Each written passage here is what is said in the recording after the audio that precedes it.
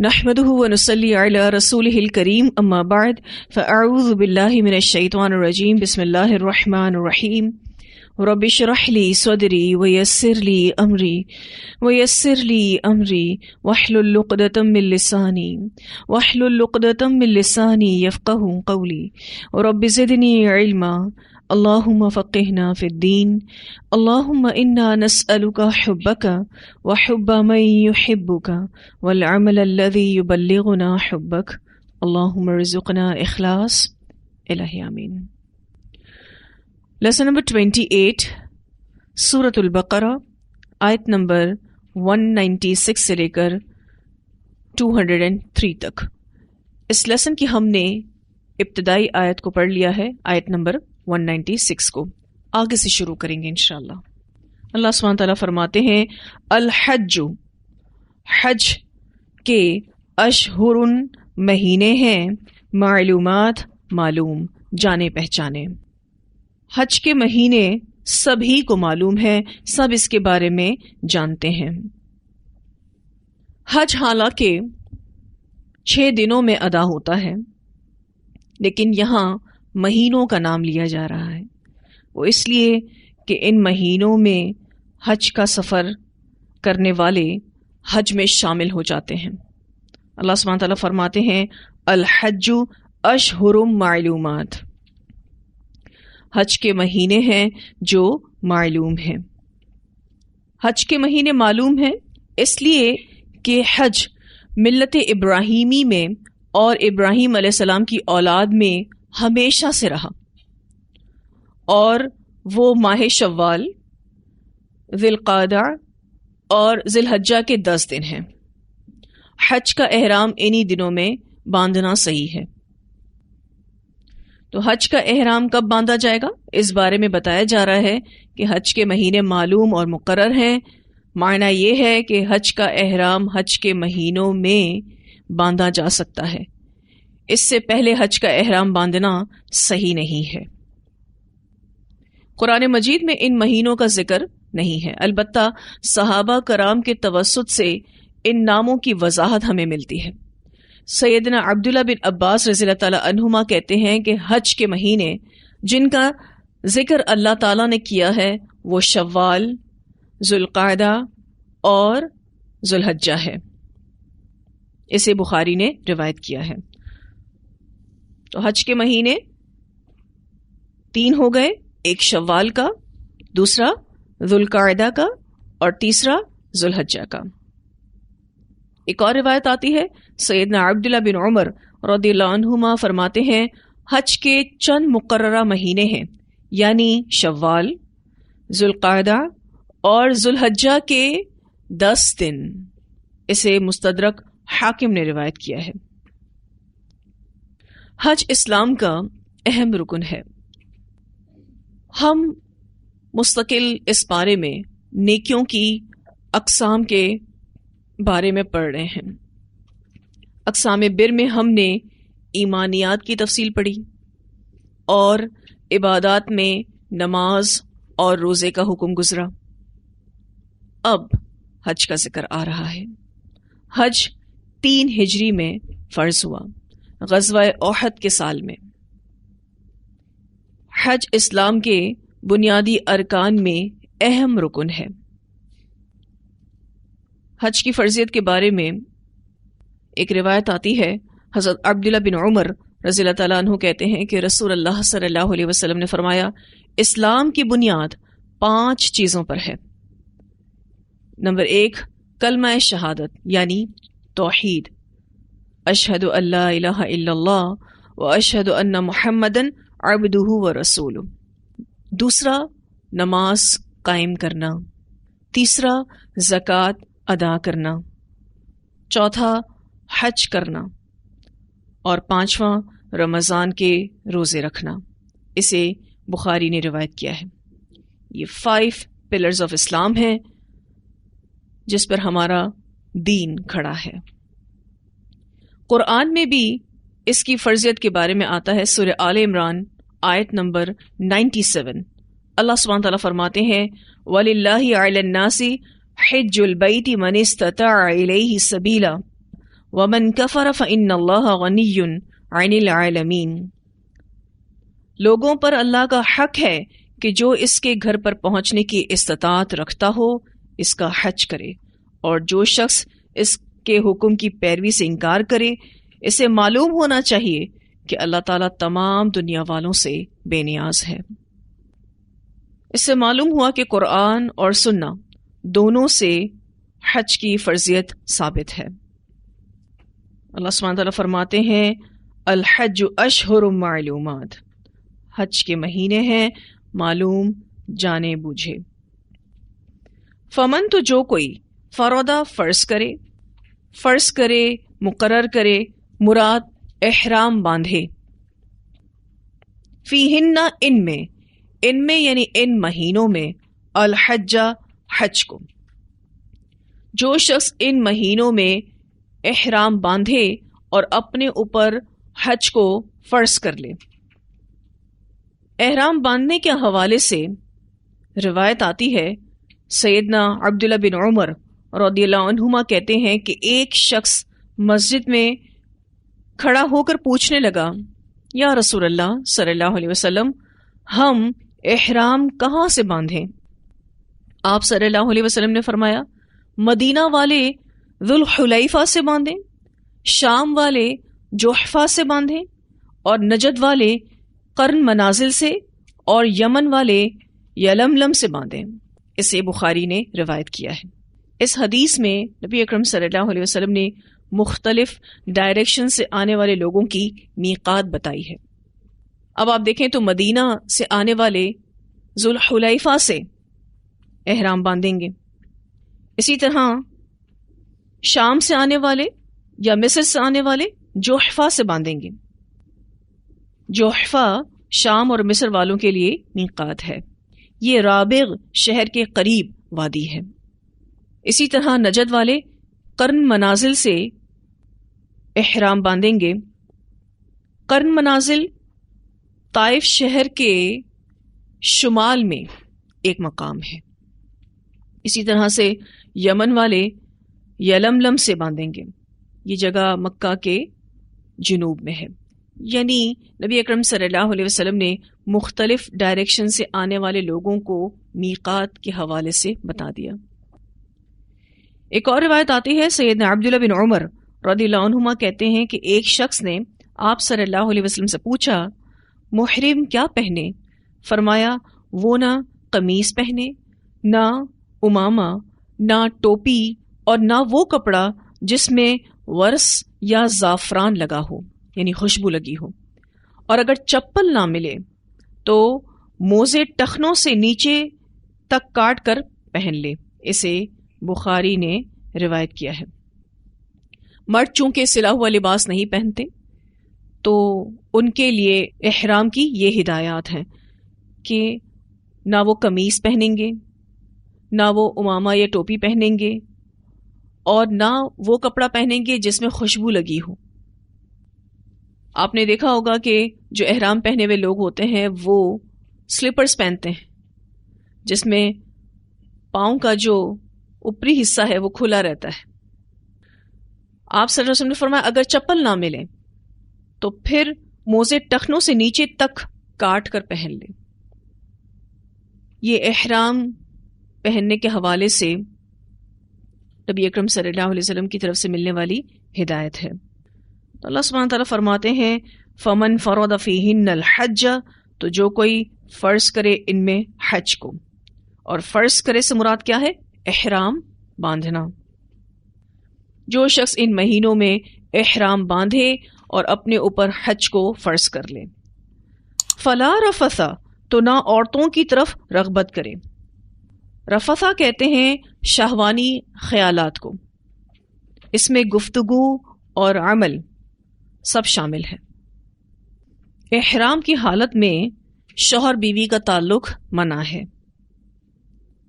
اچھا، یہ صرف حالت احرام کی بات ہو رہی ہے، پورے سفر کی بات نہیں ہو رہی۔ ولا فسوق، اور نہ کوئی گناہ کے کام۔ جو بھی حج کا احرام باندھے گا وہ کوئی گناہ کا کام نہیں کرے گا، چاہے حج کے دنوں میں بھی نہیں کرے گا، پورے سفر میں بھی نہیں کرے گا، اور پوری زندگی میں بھی نہیں کرے گا.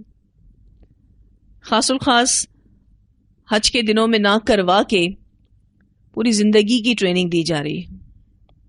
ولا جدال، اور نہ کوئی جھگڑا کرے. جدال کہتے ہیں ایسی گفتگو جس میں دوسرے کو ہرانا مقصود ہو، بحث مباحثہ کرنا، جھگڑنا.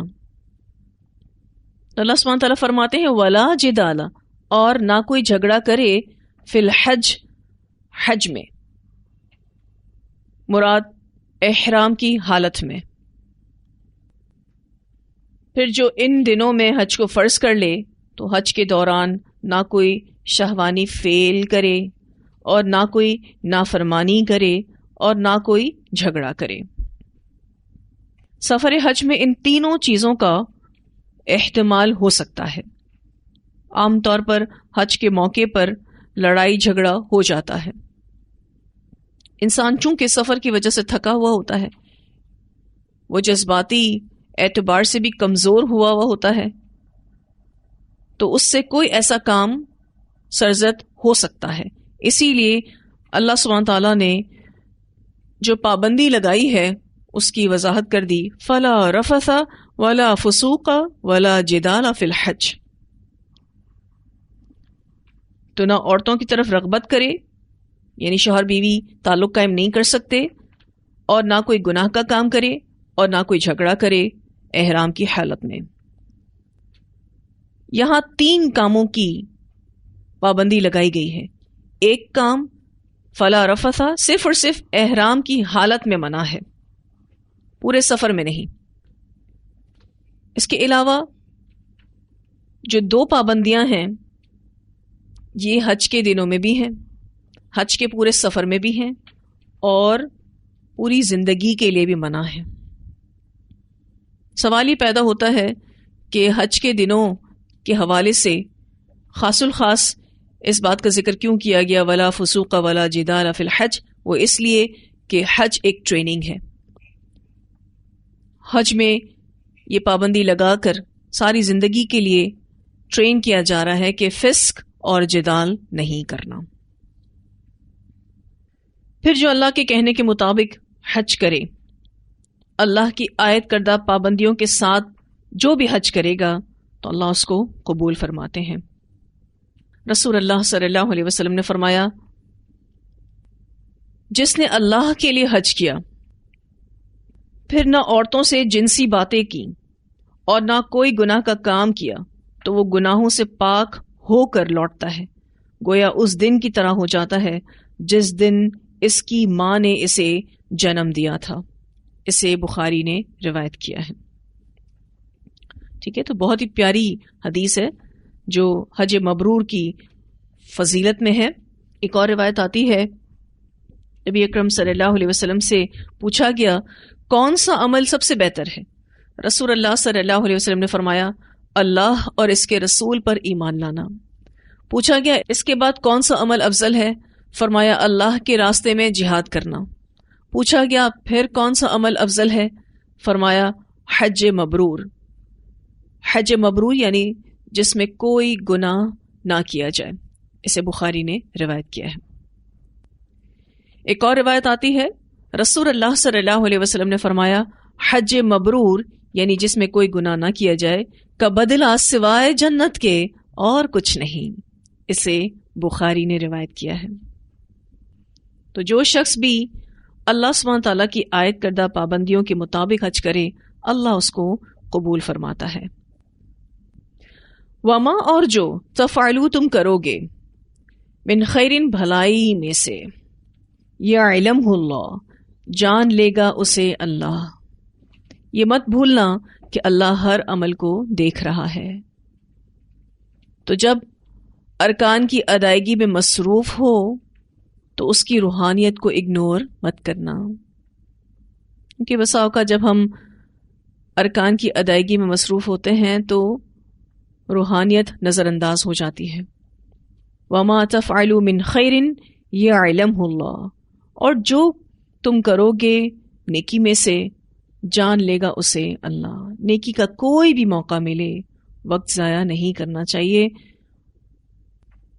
یہ بہت اہم بات یہاں ہو رہی ہے، اور یہ اصول ہمیں اپنی عام زندگی کے لیے بھی یاد رکھنا ہے تاکہ اخلاص برقرار رہے، تاکہ ہمارے عمل میں ریاکاری نہ آئے اور ہم میں نیکی کا شوق پیدا ہو. وَمَا تَفْعَلُوا مِنْ خَيْرٍ يَعْلَمْهُ اللَّهُ. عموماً حج سے واپس آنے والے سفر حج کو ڈسکس کرتے ہیں، اور حاجی کی عمومی طور پر گفتگو یہ ہوتی ہے کہ میں نے وہاں یہ نیک کام کیا، وہ نیک کام کیا، میں نے فلاں کی خدمت کی، اور اپنے کیے ہوئے نیک کاموں کی لسٹ بتاتے رہتے ہیں. مثلا میں تو بہت کم سوتی تھی، میں نے وہاں کوئی تہجد مس نہیں کی، باقی سارے لوگ تو سوئے رہتے تھے، اور میں تو فجر کے لیے جلد از جلد حرم کے لیے نکل جاتی تھی. لوگوں کو تو وہاں کھانے پینے اور بازاروں میں گھومنے سے ہی فرصت نہیں تھی، میں تو طواف میں لگی رہتی تھی اور زمزم پر گزارا کر لیتی تھی. تو جو بھی نیک کام حج کرنے والا یا عمرہ کرنے والا کرتا ہے، کس کے لیے کرتا ہے؟ اللہ کے لیے کرتا ہے. تو جو بھی کیا ہم نے اللہ کے لیے کیا، تو پھر کسی اور کو بتانے کی تو ضرورت ہی نہیں. یہ اور بات ہے کہ آپ سے کوئی حج کا ایکسپیرینس پوچھے، آپ سے حج کے بارے میں کوئی گائیڈنس لے، تو اس میں بھی اپنے دل میں یہ نیت کرنی چاہیے کہ اللہ کوئی ریاکاری نہیں، کوئی سنوائی نہیں، کوئی شہرت نہیں. جتنے بھی کام کیے تھے صرف اور صرف تیرے لیے کیے تھے، لیکن پوچھنے والا پوچھ رہا ہے تو صرف اور صرف اس کی رہنمائی کے لیے بتا رہی ہوں. کیونکہ یہ انسان کی سب سے بڑی کمزوری ہے، ویکنس ہے، کہ ذرا اچھا کام کرتا ہے وہاں لوگوں کو بتاتا رہتا ہے، وقتاً فوقتاً اس کا ذکر کرتا رہتا ہے. اور یہ چیز انسان کے لیے بہت زیادہ نقصان دہ ہے کہ اپنی خوبیوں کا ذکر کرتا رہے، اپنی نیکیوں کے تذکرے اور تبصرے کرتا رہے، اپنی بھلائی کی ڈینگیں مارتا رہے. اللہ کے لیے کیا تھا، اس نے دیکھ لیا، یہی کافی ہونا چاہیے. اور آپ کو پتا ہے ایسا شخص بہت مضبوط ہے جو اپنی نیکیوں کو چھپانا جانتا ہے. ایسے شخص کی نیکی میں اخلاص ہوتا ہے، کیونکہ وہ شہرت نہیں چاہتا، وہ ریاکاری نہیں چاہتا. کیا اس عادت کو ہم اپنے اندر لا سکتے ہیں؟ انشاءاللہ ہم کوشش کریں گے کہ اس ویکنس سے باہر نکلیں، یہ کمزوری ہمارے اندر نہ آئے. جب ہم نیت کریں گے نا تو انشاءاللہ اس کمزوری پر قابو پا لیں گے. کوئی اپریشیٹ کرے یا نہ کرے ہمیں اس سے فرق نہیں پڑنا چاہیے، اللہ تو دیکھ رہے ہیں نا. ایکچولی انسان کم ظرف ہے، یعنی چھوٹے برتن والا ہے، جلدی بھر جاتا ہے اور بھر کر باہر نکل پڑتا ہے. ظرف کہتے ہیں برتن کو، کوئی باؤل اگر آپ نے دیکھا ہو، اب جو جتنا بڑا باؤل ہوتا ہے اس میں اتنا ہی سب کچھ آ جاتا ہے نا. اب جو کم ظرف ہو یعنی چھوٹے برتن والا ہو تو تھوڑا بھی اس میں کچھ جائے گا تو بھر کر باہر آ جائے گا. کوئی کچھ کہہ دے ایسے لوگوں کو تو فوراً رد عمل پر آ جاتے ہیں، ریاکشنری ہو جاتے ہیں. ایسے لوگ نیکی کو بھی اپنے اندر نہیں رکھ سکتے، باہر نکال دیتے ہیں. اگر کوئی کچھ کہہ دے تو رد عمل کی نفسیات پر عمل کرتے ہیں، فوراً سے صفائیاں دینا شروع کرتے ہیں. یہ انسانی کردار کے وہ گوشے ہیں جن کو ہم اگنور کر دیتے ہیں، نظر انداز کر دیتے ہیں. ہمیں معلوم ہی نہیں ہوتا کہ ہم کر کیا رہے ہیں.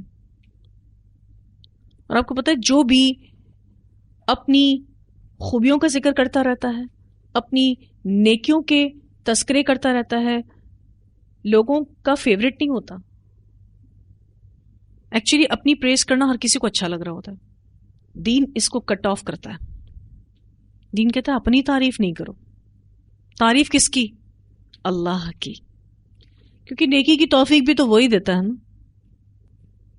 تو یہ انسانی کردار کے وہ گوشے ہیں جن کو ہم نظر انداز کر دیتے ہیں. جن لوگوں کا اپنے رب سے گہرا تعلق ہو جائے وہ یہ کام نہیں کرتے. جو اللہ سے کنیکٹڈ ہوتے ہیں نا، ان کو اس طرح کی تعریفوں کی ضرورت نہیں ہوتی. ان کے لیے اتنا ہی کافی ہوتا ہے کہ اللہ نے ان کو نیکی کی توفیق دی اور اللہ ان کی اس نیکی کو جانتا ہے. ایسے لوگوں کا بڑا روب ہوتا ہے اور یہ ایمان کا روب ہوتا ہے. آپ کو پتا ہے نا کہ ایمان سے لوگوں کے دلوں پر روب پڑتا ہے. جو بھی نیکی آپ کریں گے اس کا اثر خود بخود اللہ تعالیٰ دوسروں پر ڈالے گا، خود بخود. آپ کو کہنے کی کچھ بھی ضرورت نہیں ہے. پھر وہ انسان بہتر ہے جو گہرے سمندر کی طرح ہے. آپ دیکھیں تو سمندر نے اپنے اندر کیا کچھ چھپا کر رکھا ہے. کتنی چیزوں کو تو انسان ابھی تک جانتا ہی نہیں کہ سمندر میں کیا کیا کچھ ہے. تو جہاں اپنی برائیوں پر کنٹرول کرنا ہے وہاں اپنی نیکیوں کی تشہیر سے بھی بچنا ہے.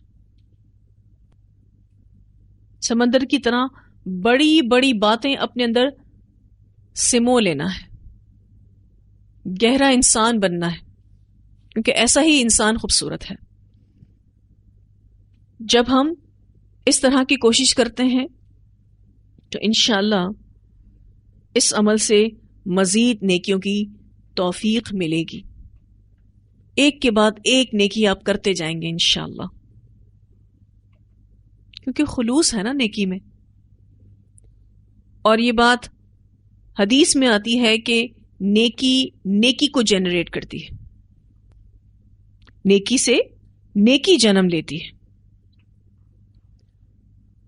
اللہ سبحانہ وتعالیٰ فرماتے ہیں وَمَا تَفْعَلُوا مِنْ خَيْرٍ يَعْلَمْهُ اللَّهُ. بہت ہی ریمائنڈر پوائنٹ ہے، اس کو بریکٹ میں لے لیں اور اگر آپ اس کو لکھ کر کہیں لگا دیں گھر میں جہاں سے آپ کا گزر اکثر ہوتا ہے تو انشاءاللہ آپ دیکھیں گے اخلاص کی ایسی زبردست پریکٹس ہوگی کہ آپ جو کچھ بھی نیکی میں سے کرتے ہیں اللہ اس کو جانتا ہے. کسی کو بتانے کی ضرورت ہی نہیں. اللہ والوں نے نیکی اللہ کے لیے کی تھی، اللہ نے جان لیا، بس بات ختم ہو گئی. جیسے کہ میں نے آپ سے ذکر کیا، اس سے انشاءاللہ تعالی ہمارے اندر اخلاص پیدا ہوگا، اس سے ہم ریاکاری سے بچنا شروع ہو جائیں گے اور نیکی کا شوق بھی پیدا ہوگا. پھر فرمایا وَتَزَوَّدُوا، اور تم زادِ راہ لے لیا کرو. زادِ راہ یعنی سامان سفر لے لیا کرو، کپڑے، کھانا، دوائیں وغیرہ. فَإِنَّ، تو بے شک، خیر الزادی، بہترین زاد راہ، التقوی، تقوی ہے. آخرت کا زاد سفر تقوی ہے. وَاتَّقُونِی، اور ڈرو مجھ سے، یا اولی الالباب، اے عقل والوں. اللہ سے ڈرو اے عقل والوں. یہاں جو زاد راہ لے لیا کرو کہا گیا، اس بارے میں ایک روایت آتی ہے، سیدنا عبداللہ بن عباس رضی اللہ تعالی عنہما بیان کرتے ہیں یمن کے لوگ حج کے لیے آتے تو زاد راہ ساتھ نہیں لاتے تھے. وہ کہتے تھے ہم اللہ پر توکل کرتے ہیں، وہ ہمیں کھلائے گا. پھر جب وہ شہر مکہ پہنچتے تو لوگوں سے سوال کرتے. اس موقع پر اللہ تعالیٰ نے یہ آیت نازل فرمائی وَتَزَوَّدُوا فَإِنَّ خَيْرَ الزَّادِ التَّقْوَىٰ، اور زاد راہ لے لو کہ بے شک بہترین زاد راہ تقوی ہے. اسے بخاری نے روایت کیا ہے. ہمارے دین میں مانگنے کی قباحت بیان کی گئی ہے. ہمارے دین میں سوال کرنا پسندیدہ نہیں ہے. ضرورت کے وقت مانگا جا سکتا ہے، ضرورت کے وقت جو مانگتا ہے وہ ناجائز نہیں ہے، لیکن اسلام نے سوال کرنے کو پسند نہیں کیا. رسول اللہ صلی اللہ علیہ وسلم نے فرمایا دینے والا ہاتھ لینے والے سے بہتر ہے. اسے بخاری نے روایت کیا ہے. پھر ایک اور روایت آتی ہے, آپ صلی اللہ علیہ وسلم نے فرمایا جو شخص مانگنے کو عادت بنا لے وہ قیامت کے دن کو اس حال میں اٹھے گا کہ اس کے چہرے پر گوشت کا ٹکڑا تک نہ رہے گا. اسے بخاری نے روایت کیا ہے. پھر آپ سوچیں کہ بلا ضرورت مانگنا اور پیشے کے طور پر مانگنا بدترین جرم ہے. ضرورت کے وقت مانگنا جائز ہے, لیکن سوال کرنے کو اور مانگنے کو ہمارے دین میں پسند نہیں کیا گیا. پوری کوشش کرنی چاہیے کہ انسان سوال سے بچے, اور یہ بھی تقوی کی علامت ہے. اسی لیے فرمایا فَإِنَّ خَيْرَ الزَّادِ التَّقْوَى, تو بے شک بہترین زادیرہ تقوی ہے. وَاتَّقُونِ يَا أُولِي الْأَلْبَابِ, اور ڈرو مجھ سے اے عقل والوں. اس آیت کی تلاوت سنتے ہیں, پھر انشاءاللہ آگے پڑھیں گے. الحج اشہر معلومات فمن فرض فیہن الحج فلا رفث ولا فسوق ولا جدال فی الحج وما تفعلوا من خیر يعلمه اللہ وتزودوا فإن خير الزاد التقوى واتقون يا أولي الألباب.